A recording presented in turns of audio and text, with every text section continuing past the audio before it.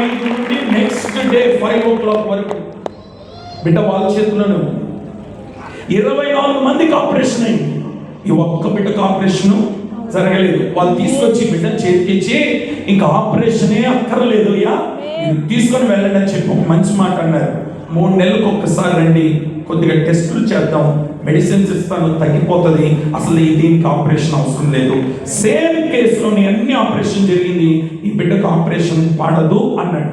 దానికి గల కారణం ఏంటంటే ఎండిపోయిన ఎముకలలో జీవాత్మను ఊదిన వారిలో ప్రభావం ఉంది. ఏమన్నామా? ఇప్పుడు చెప్పండి, ఆ బిడ్డ జీవితంలో చేసిన కార్యం మన జీవితంలో చేయడం కదా?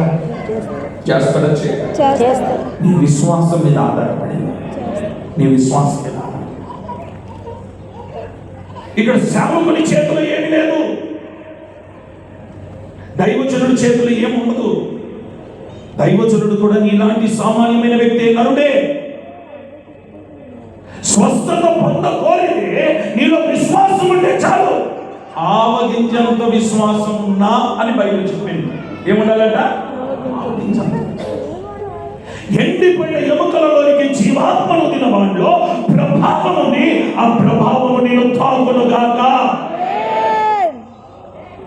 సువార్తను ప్రకటిస్తున్న 2 సేవకులను తీసుకుని వెళ్ళి చెరసాలలో బంధించారు, బంధకాలు వేస్తున్నారు, గొలుసులతో కట్టారు.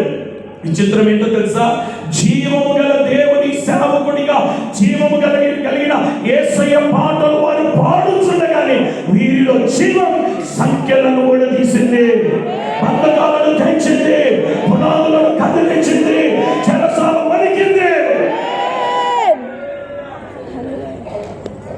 మీరు ఏ దేవుని ఆరాధిస్తున్నారు? సజీవుని ఆరాధిస్తున్నారు. ఏ దేవుని సేవిస్తున్నారు? గట్టిగా చెప్పాలి.